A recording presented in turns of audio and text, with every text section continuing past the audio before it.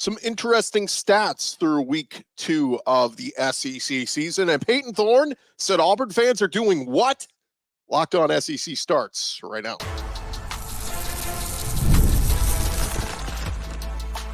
You are Locked On SEC, your daily podcast on the Southeastern Conference. Part of the Locked On Podcast Network, your team every day. And what's up, everybody? Welcome into Locked On SEC. It's great to have you guys along on today's show. We will get into some eye-popping stats across the SEC through the first 2 weeks. Zach Blackerby will join us to talk a little bit about Payton Thorne and his struggles over at Auburn. And we also got the TV schedule for week 3. I'm Chris Gordy. Thanks for making Locked On SEC your first listen every day. Shout out to our everydayers. We're free and available wherever you get your podcasts and on YouTube, part of the Locked On Podcast Network, covering your team every day. Today's episode is brought to you by Ultimate College Football Head Coach. It is a brand new mobile game that is completely free, has no ads, and 100% playable offline. Begin your coaching legacy today. All right, I want to start here with some interesting stats that are being thrown out there through 2 weeks of the SEC. But first, I want to start with a quote from Chris Doring earlier this week. Chris Doring, of course, covers the SEC over at the SEC Network, and he said one of the things he's really concerned about as the conference trucks further into SEC conference play, he said, and ultimately as the season plays out, is there's a lack of good offensive line play right now. He mentioned how Miami pushed around Florida's O-line in week 1, how Notre Dame thrived against A&M's offensive line in week 1. Cal upsetting Auburn this past week. Alabama's had their fair share of penalties and everything else. Couldn't slow down pass rush from USF last week. And he said even, some of those top-tier teams with issues on the offensive line. He said, look at some of the teams we thought were going to be good. LSU, he said, we're still waiting on them to dominate on the offensive line. Alabama got the win, but Jalen Miller was under pressure the entirety of the night last week. Through 3 quarters, they only ran for 1.6 yards per carry on the ground. Chris Doring believes poor offensive line play is what's going to hold back several SEC teams as the season progresses. He said this is going to be the potential Achilles heel of the conference. Poor offensive line play. If it ends up costing us a national championship at the end of the year, go back and look at those guys up front, because right now there is not a lot of teams with good offensive lines. Pretty interesting. Certainly something we'll have to keep an eye on as the season rolls along, but I think he does make a good point. Now, we've seen some teams that haven't really been tested yet, like Ole Miss, and this is where I wanted to kind of get into some interesting SEC stats through the first 2 weeks. When you talk about scoring offense, Ole Miss, number 1. The other 2, Tennessee coming in at number 2 and Alabama at number 3. Not really a shocker there, but Tennessee maybe even a little bit better than people thought with Nico Iamaleava. The bottom 3 offenses through the first 2 weeks of the season, Florida, South Carolina, and Kentucky. As far as best defenses go, how about Missouri sitting there at number 1 right now? They have not given up a point. Now, again, they haven't really been tested yet, but have not allowed a point so far this year. Georgia coming in at number 2. They did face a good test in week 1 against Clemson, and they passed with flying colors. And then best defense in the rankings, number 3, Tennessee. How about that? The Vols. Much improved defense so far this year, and they had a good test against NC State this past week. Really, really good. The bottom 3 defenses so far, just overall, Mississippi State, Florida, and LSU. I'll tell you why in a little bit. LSU and Florida, they are giving up 24 points per game. As I mentioned, Missouri allowing 0.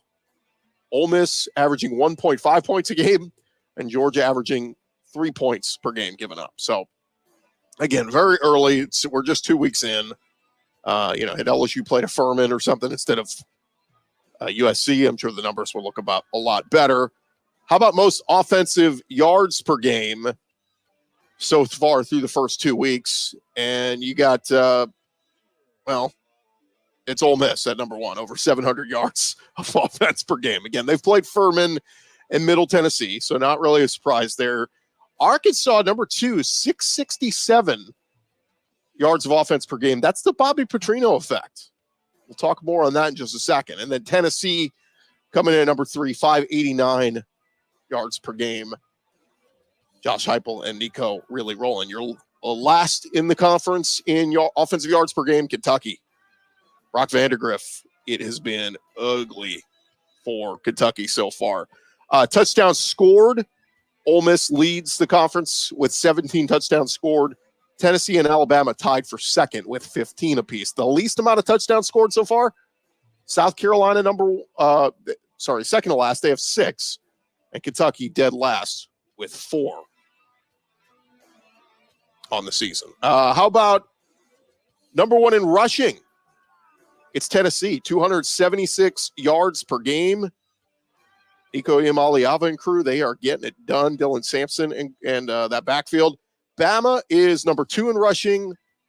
Arkansas, number 3. Jaquindon Jackson's been really good. And then worst rushing team so far, LSU dead last at 90 rushing yards per game so far through 2 weeks. Best passing offense, number 1, Ole Miss, number 2, Arkansas, number 3, Tennessee, number 4, LSU. Worst passing offenses so far in the conference, Kentucky and South Carolina. Best rushing defense, Ole Miss is giving up just 27 rush yards per game. Again, we know their opponents that they've played. Makes a lot of sense. Bottom 5 against the run, LSU, South Carolina, Bama, A&M, and Mississippi State. That's going to be something interesting to watch this week with LSU and South Carolina, both struggling against the run. LSU has struggled to run the football. Can South Carolina run the ball on the interior of that LSU defensive line? They just lost Jacoby and Guillory for the year. Worst against the pass, it is Arkansas, LSU, and Florida statistically. And then let's take a look at some of your leading rushers. Dylan Sampson leads the SEC in rushing through the first 2 weeks, 256 yards. By the way, he's 9th in the country, Dylan Sampson. That's pretty impressive. Number 2, Jaquindon Jackson at Arkansas, 250 yards. So he's right behind Dylan Sampson. And then Henry Parrish at Ole Miss. He had a monster week this past week, 205 yards rushing on the season. So that's your top 3 rushers in the conference. Top 3 passers in the league. Jackson Dart, far and away, 795 yards. He is number 1 in the country in total passing yards so far. Talon Green at Arkansas, number 2 at 645. And Garrett Nussmeier at LSU, 3rd, 610 yards. Your receiving leader is Trey Harris. He is number 1 with 309 yards at Ole Miss. That's 3rd in the country. So, again, Ole Miss has the number 1 passer in the country and the number 3 wide receiver in the country in terms of stats. How about Ryan Williams at Alabama, the freshman, the 17-year-old, number 2 in the SEC in receiving yards at 207 yards so far through 2 weeks. And then there's a tied 3, Trey Wilson over at Florida and Kevin Coleman at Mississippi State, 191 yards. Did not have, check your bingo card. Did you have Mississippi State receiver Kevin Coleman as a top 5 receiver so far? And just think of some of the names absent from this list. None of the Auburn guys, Cam Coleman, Luther Burden, he got sick last week, but just kind of interesting through the first 2 weeks. Some other just kind of quirky stats here. Just kind of look at the numbers. Arkansas, they have the 9th best rusher in the country and the 11th best passer in the country, just in terms of total yards. So again, the Bobby Petrino effect. And then how about this over at Texas? As good as Texas has been, crazy to think, they do not have a top 10 rusher or a top 10 receiver in the SEC currently. Again, we're just going based on statistics. We can argue Isaiah Bond is really good. We can argue, that Jaden Blue has been really good for Texas. And then Quinn Ewers, he ranks 7th in the SEC in passing yards. So he's not even top 5 in the SEC in passing yards so far. Now, keep in mind, week 1, he got benched and they put in Arch because they didn't need to keep him in. Speaking of Arch, kind of a funny stat. Arch Manning has more passing yards this season than Graham Mertz. Now, Graham Mertz played the entire Miami game. He didn't play this past week against Stanford because he was in concussion protocol. Well, I should say he didn't play the whole game. He left that game with a concussion. But Arch came in mop-up duty. And Arch has more passing yards than Graham Mertz. Mertz also went from the most accurate quarterback in the conference a year ago to now he is currently 4th worst, just ahead of Lenora Sellers, Brock Vandagriff, and Connor Wegman. So there you have it. Just thought it'd be kind of fun to run through some of the interesting stats. Look, we overreact to everything. I got a feeling a lot of these stats aren't going to hold through the next couple weeks, but I think some of them will. I think Jaquindon Jackson, Dylan Sampson, going to be awesome in running the football throughout this year.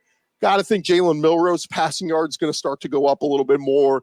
Jam Miller rushing yards going to start to go up more at Alabama. So, the regression to the mean, we'll start to see some of these numbers start to make a lot more sense. All right, thank you guys for making Locked On SEC your first listen every day. Coming up next, our buddy Zach Blackerby, host of Locked On Auburn, is going to join us. You don't want to miss that. Well, first, I want to remind you guys, today's episode is brought to you by our friends over at Ultimate College Football HC. It is a new app out there that you want to check out. It's an amazing game and simulation. You get to step into the shoes of a head coach and lead your college football program to glory. Can you imagine being the head coach of Texas, Alabama? You pick the state you want to coach, from recruiting players, hiring coaching staff, to overseeing training camps and handling scholarships. You control every crucial detail of your program. It's all in your hands. And here's what we love. You are responsible for calling offensive plays during the games. Your strategy will not only determine the success of your football season, but will shape the future and legacy of your program. Ultimate College Football HC, completely free, has no ads, and is 100% playable offline. You can play on the go as you want or when you want to. And of course, we got a special offer for you. Once you get signed up, you got your program, you're ready to go. You go inside the game store, you use the promo code LOCKEDONCFB. That'll get you a free boost to your program. Make sure to take advantage of that perk. It'll get your team off to a strong start. Go download the game. Just visit ultimate-cfb.com or look it up in the App Store. Ultimate College Football HC. Begin your coaching legacy today. And this episode also presented to you by our friends over at Game Time. Look, Game Time has a new feature called Game Time Picks and makes getting tickets for your favorite live events even easier. Game Time Picks will filter out all the fluff to show you only incredible deals and great seats, so you don't have to waste time searching through thousands of tickets. Game Time Picks curation makes it easier to save more on sports, concerts, comedy, theater, and those big football events, all in pricing. I love that feature. You toggle that, shows your total up front with no surprise fees at checkout. And of course, seat views. You get a panoramic view from your seat in the app before you buy. Take the guesswork out of buying tickets with Game Time. Download the Game Time app today, create an account, use our code LOCKEDONCOLLEGE, get $20 off your first purchase. Terms apply. Again, create an account, redeem our code LOCKEDONCOLLEGE, get $20 off over at Game Time.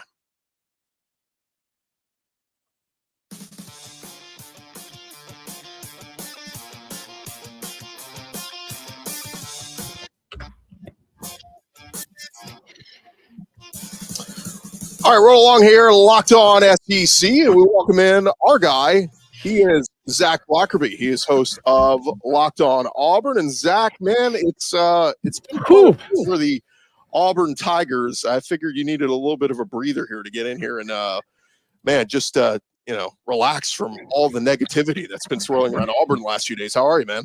I'm okay.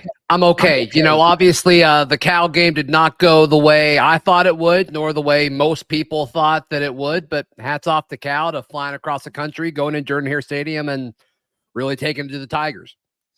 It was quite a shocker. I mean, even to the point that Paul Feinbaum was on his show on the SEC Network last Friday, and he had a caller who called in and said, "What happens if Cal beats Auburn?" And Paul said, "It ain't happening. Auburn ain't losing to Cal." What happened in your mind watching? Yeah, I mean, I would have said the same thing. Turnovers, man. Turnovers over and over and over and over again. And most of it had to do with the quarterback. Not all of them. Jarquez Hunter dropped one kind of in crunch time there, similar to how he did against Cal on the road a year ago. But it was just that and just a lack of any sort of presence on offense after the first drive. I mean, even when they scored to make it a one-score game again at the end, Gordy, they got bailed out by a targeting call, which probably was targeting, but there was one that was more blatant earlier in the game, and they didn't call it targeting, so who knows? And then Payton Thorne threw a pick in the end zone, and then Auburn kind of got bailed out with a defensive pass interference. Didn't look like defensive pass interference to me, but hey, I'll take it. Gave Auburn a shot. And then after that, he threw two more interceptions. I mean, that's just, it was just abysmal on the offensive side of the football. Let's talk about Payton Thorne, because he's been the focus of a lot of criticism. I thought with all these weapons, and Hugh Freeze told us on it, like with all these new weapons, these awesome freshman receivers, the improved offensive line, all these pieces would be, look, we didn't see the best of Thorne last year, but we're going to see the best of him this year. And yet he puts up a stinker like that after all the hope of week one. What is it? What is it? Is it decision making with him? Is it delivery? Is it, I mean, he's comfortable in the offense now. We could say last year, oh, he's still learning the system, but he's a whole year into the system now. Well, he should be, and the system's not exactly the same. A lot of it was Philip Montgomery. Now it is a Hugh Freeze offense. Like, the system's not identical. They changed the verbiage. It's more RPO heavy, but I'm sure the general concept is the same. Sure. And you also went through spring. You had so many excuses of, okay, this is why they fell short a year ago. Was it because he didn't go through spring? Was it the lack of offensive scheme because Philip Montgomery was the offensive coordinator at the time? Was it the lack of weapons? Well, they fixed all of that. He obviously went through spring. They didn't get another quarterback. He had all the reps with the ones. And then, you bring in guys like Cam Coleman. Keandre Lambert-Smith has been exceptional so far this year. And you've got all these weapons. And then, Hugh Freeze is a good offensive coach. I believe that. I still believe that to this day, despite another tough loss early in his tenure here at Auburn. But for whatever reason, it didn't click for Payton Thorne. And like, if you watch the TV broadcast, it's like they had a camera zoomed in on Payton Thorne's face the entire time, which I thought was great from a production element. Because anytime something went wrong, they zoomed in on him and he's looking at the sideline. He just looks like a deer in headlights. He looks lost, Gordy. It doesn't look like a guy who's starting his fourth year of Power 5/Power 4 football. He was at Michigan State, obviously, for 2 years before Auburn as a starter. It doesn't look like that. Like, there's nothing about him that looks like a veteran when there's any sort of adversity posed against him. And to me, I think that's super concerning. You made everything, you did everything in your power. If you're Hugh Freeze, you did everything in your power this offseason to make the offense not about Payton Thorne. Yet, here we are, 4 picks, really should have been 5. He got bailed out. And it's just, he's holding the team back. Yeah. And really, I mean, you take away 2 of those interceptions and maybe the Jarquez Hunter fumble, and Auburn probably wins that game. So you don't want to put it all on him, but then that's a big deal. Like, oh, let's just take away 2 turnovers. Like, yeah. What? Like, sure, if Auburn picked off Mendoza 2 times, like, you probably win too. Kay and Lee dropped a surefire pick 6 there, but that's a big if. That is a big if. You're at home. You're a more talented roster than Cal. I think you've got a better coaching staff behind you than Cal. This wasn't a thing like last year where the roster was not as good as Ole Miss or Georgia or Bama. This was one dude that was responsible for facilitating the offense that fell short over and over and over again on Saturday. Let me jump here because I thought this was really funny. Made headlines on Tuesday. Payton Thorne going on with our buddies on the next round, Jim Dunaway and those guys, and talked about the loss. And, he said, look, everybody says don't listen to the negativity. He said sometimes it's easier said than done. But he said it comes from all different angles. He said sometimes, you'll hear it on the street. Maybe somebody yells from their car, you suck, or something like that.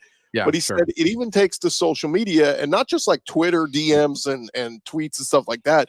But he said even Venmo. And the guys are like, wait, they're coming after you on Venmo? Mm-hmm. And he said, they're not sending me money, but it's funny. When they lose money, they want their money back. And I just think it's an interesting topic because, and it's funny, by the way, but also in this day and age, and I'm not saying Payton Thorne specifically, but like this day and age when fans are being asked to donate NIL money that's going into players' pockets, I always wondered how long it would take for some fans to start saying, hey, Venmo request, you owe me because you sucked and we invested in you. Yeah, I mean, at that point, just make your Venmo private. Like, I think that seems like a pretty easy fix. And you also wonder, like, how much did that happen? Like, has that happened twice? Does that happen 100 times? Like, I have no clue. I've got no clue. But yeah, I mean, it is interesting. That's a topic I probably would have stayed away from if I was Payton, but it is funny. I was watching that interview live when it happened. And I was like, that's crazy. That's crazy. Well, it's the opposite of Oklahoma State putting the QR codes on the helmet saying, hey, you like what you see from a player, go ahead and send them money. Well, hey, if I lose a bet on you, I'm sending you a Venmo request, bro. You owe me. Yeah. Which is obviously ridiculous, but it is, that was a national headline yesterday, which is super fun, I guess. No, it's fun, but what's not fun is what's the path here for Auburn? And I got to ask you, Zach, plain and simple, if Thorne struggles like this again, how long is the leash on him? I mean, does Hugh Freeze start to turn to the bench and go, Hank Brown, Walker White, start to give one of these other guys an opportunity. Well, it would be Hank Brown, no question about it. So Hugh Freeze spoke to the media on Monday and said he essentially wouldn't confirm who the starter was, which is interesting because every other time there's been any kind of ounce or rumor of quarterback controversy at Auburn when Payton was there, he'd step up quickly and say, yes, Payton's the guy, we're moving forward with Payton. We didn't see that on Monday for the first time, which is interesting. And he said that he was going to meet one-on-one with Hank Brown and one-on-one with Payton Thorne and go over, I think it was a list of 15 plays that they had kind of queued up from the Cal game and just go over it.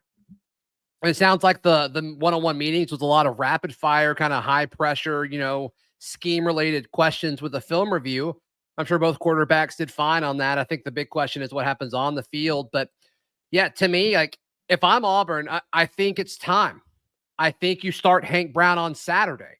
But will that happen? I don't know. I do think I know for a fact Hugh Freeze is considering that. I think Hank Brown is going to do everything he can to try to convince Auburn and his staff that he can win the job and start for the Tigers on Saturday.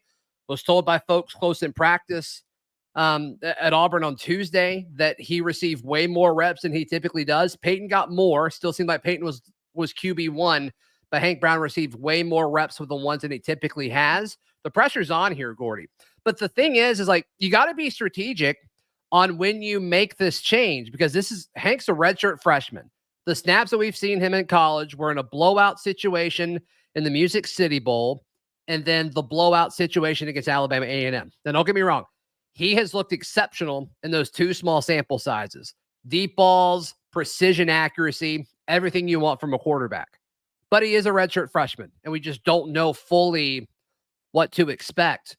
But with the way Auburn's schedule is about to ramp up, I don't know of a better time this season to make the change. You get New Mexico, which is a team Auburn should handle on Saturday. Should. And then you host Arkansas. Yeah, should. Right. I do think they're closer to Alabama A&M than they are Cal, but whatever. Not important. But then you start the season at home against Arkansas. You host Oklahoma. You go to Georgia. Bye week. You go to Mizzou. You go to Kentucky.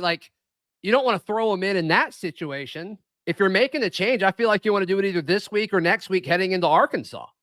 Yeah, it's a great point, because then you're talking about after that Vandy and then Louisiana Monroe, and that would be your only. Yeah, it's too late at that point. Right. So, and you probably got 4 or 5 losses at that point if you're making a quarterback change at that point. So, yeah, it's a great point. I almost wonder, do you maybe just go, hey, each guy gets a half this week? You said it. I mean, and we should differentiate New Mexico. This is different from New Mexico State last year. So it's a different team. But yeah, I mean, I'm with you. This isn't, you can chalk it up to, it was a bad game for Payton Thorne, but bro, you had all last year and a couple games this year already. If the light ain't coming on, it's time. Well, the whole argument for Thorne was his floor is higher, and so all he has to do is facilitate to all these weapons that are around him. Because I do think Auburn's offensive playmakers are talented. I really do. This isn't a normal Auburn roster. I think Cam Coleman's legitimately good. I think KLS, Penn State's leading receiver, year goes legitimately good. Rivaldo Fairweather, Jarquez Hunter, they've got the dudes. You just need somebody to get the ball to them. And so the argument for Thorne was the floor should be higher. And the crazy thing is, Gordy, you look at the guy who led the offense that turned it over 5 times, 6 if you count the DPI where they got bailed out of. And it's well, that's not technically the floor, because they could have scored less if they don't get a few penalties to go their way. So to me, if that's the reason, is because the floor is higher, I don't think I buy that anymore. A couple quick hitters here as we wrap up. One, what's the status on Cam Coleman? Do we expect him back this week? Yeah, he's questionable. One person I talked to says I wouldn't bet on him playing on Saturday. I don't see the benefit of playing him against New Mexico. Maybe if you want to get him ready just in case, break glass in case of emergency type situation, have him ready on the sideline. But I don't see the benefit of rushing him back.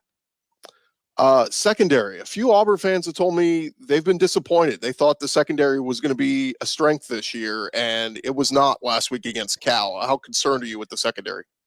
So my question to you is, and to anybody saying that, is based on what? I mean, Mendoza had an incredible first half. Don't get me wrong. I mean, he started out red hot, couldn't miss, whatever. That's fantastic. But to me, like, you're looking at a defense that had to overcome an offense that turned it over 5 times. You allow 320 total yards after the best half that Mendoza has ever had as a quarterback, and you only allow 21 points when one of those touchdowns came off of a Jarquez, turnover that was detrimental to the team. I'm pushing back on that. I think Auburn's defense was fine, Gordy. Okay. Yeah, I mean, it's a great point because I saw it at LSU against USC. It was like they kept turning to the defense and go, get us a stop. When the defense gave up points, it was like, come on. You're like, well, this is like the 5th time you sent us out here. Like, we're not going to pitch a shutout here. But I mean, the Auburn offense, they went through a stretch there where they didn't get a first down. They had 2-play drives. They had several 3-play drives. I think they had a 1-play drive in there. Like, that defense was on the field that entire first half. So, like, I'm pushing back on that a little bit. Like, are they perfect? No, but like, I don't know how you could look at this team and be like, yeah, the DBs are why Auburn lost to Cal. He is Zach Blackerby. Zach, I got a feeling we're going to be talking a lot this season, man. Let's hope it's for the good and not for the latter. All right. Yeah. Maybe it's in a few weeks. Auburn's offense totally turned it around and they beat Oklahoma and Arkansas in back-to-back weeks. How about that? Hank Brown fever. It's taken over Auburn. We'll talk about that in a couple weeks. Zach, always appreciate the time, man. Thanks, buddy. All right. More Locked On SEC here in just a second.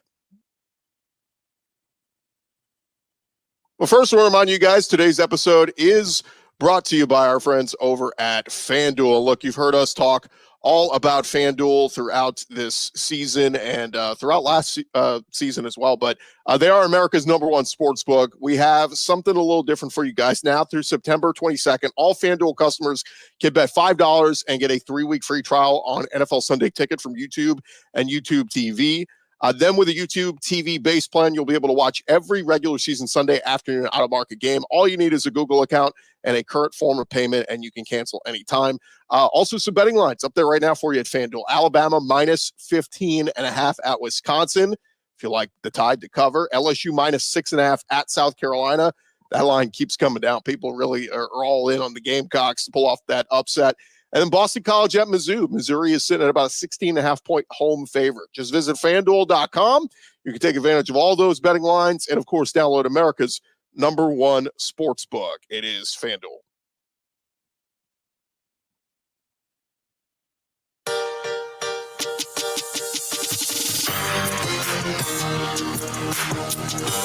All right, continue on here. Locked On SEC. Part of the Locked On Podcast Network covering your team every day. And we're going to get back into some news and notes, some tidbits going on around the conference. But first, did want to bring up the game times. Schedule is set for week 3. That will be September 21st. And here is how the slate sets up. There's a couple of ors in here, but you kind of know an idea of what time the game is going to be played. So first off, right out of the gates, it'll be Florida at Mississippi State. This will be 12 Eastern, 11 a.m. Central on ESPN. Then you'll have Ohio at Kentucky. That'll be the 12:45 Eastern game on SEC Network. Then the afternoon, there's a lot of either ors here. We got Arkansas at Auburn. We got UCLA at LSU. And we got Vandy at Missouri.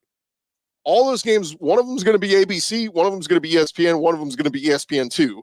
And they're basically, I think those are all Central Time Zone games, right? 2:30 Central or 3:15 Central. So either way, they're in that window where that doesn't, it's a 45-minute difference on time. So those will all be middle of the day. And then the evening, we know Tennessee at Oklahoma, the SEC home opener for Oklahoma. That'll be primetime 6:30 Central on ABC. On ESPNU, you'll get Akron at South Carolina. Now, the question is, will South Carolina be undefeated in that game? Bowling Green will be at Texas A&M. That'll be at 6:30 Central on ESPN+. And then the other two evening games, Georgia Southern at Ole Miss. That'll be at 6:45 Central on SEC Network. And Louisiana Monroe at Texas. That'll be at 7 p.m. Central on ESPN+. So those are all the game times for next week. Just figured we would pass those along to you. And I like the scheduling, right? It's like we're not waiting to find out, is it an early game? Is it a night game? If it's an afternoon game, it's either going to be, 2:30 or 3:15. It's somewhere in that realm, but like it's way easier to plan for that, right? Okay, we'll get out there, we'll tailgate in the morning, and then you'll have your night free and get out of that game and be able to watch the night games. All right, a couple tidbits here before we call it a show. Danny Cannell talking about Billy Napier's future at Florida yesterday on SiriusXM, and he said, look, this decision to start Graham Mertz over DJ Lagway probably determines Billy Napier's fate as the head coach at Florida. He talked about DJ Lagway. He said, look, he looked really special. It's pretty clear Lagway has way more upside than Graham Mertz. But he said, all of a sudden, based on one game against Stanford, you're like, man, maybe this could be the bright spot of the season. We will see. Billy Napier says he's going to play both guys, but, the fan base is kind of pushing for Lagway at this point. Higher upside than Graham Mertz. Over at Oklahoma, Brett Venables met with reporters on Tuesday ahead of their matchup against Tulane and talked about being banged up on the offensive line. And he said, look, all the injuries to their starters, he said there's a reason that ones are ones, twos are twos, and threes are threes. And there's also this thing called chemistry and cohesion and timing and working together. So going to be interesting to see how healthy they can get. Now, at wide receiver, Oklahoma has not had Andrell Anthony or Nick Anderson at receiver so far to start the year. Jalil Farouk out with a broken foot. So they're trying to figure out the receiver thing. I think that's the thing with Oklahoma right now is you don't even know how good, the quarterback can be because, he hasn't had his full complement of weapons. He hasn't had a full complement of offensive line, Branson Hickman. So we'll see what Jackson Arnold can do against Tulane this coming weekend. And one more nugget here on the Florida Gators, kind of interesting that Mr. Two Bits coming this week is going to be none other than Emmitt Smith. And it's going to be a little weird because Emmitt Smith's son, EJ, is one of the backup running backs at Texas A&M. So for A&M at Florida this coming weekend, Emmitt Smith will be Mr. Two Bits as his son suits up to play for the other team. So that will be quite awkward there. All right. Thank you guys for making Locked On SEC your first listen every day. Now you can go check out Locked On College Football, from NIL deals to never-ending conference realignment rumors. Spencer McLaughlin getting you caught up on all the biggest news there. You find the link to Locked On College Football in the description, so you don't need to search it. Part of the Locked On Podcast Network, covering your team every day.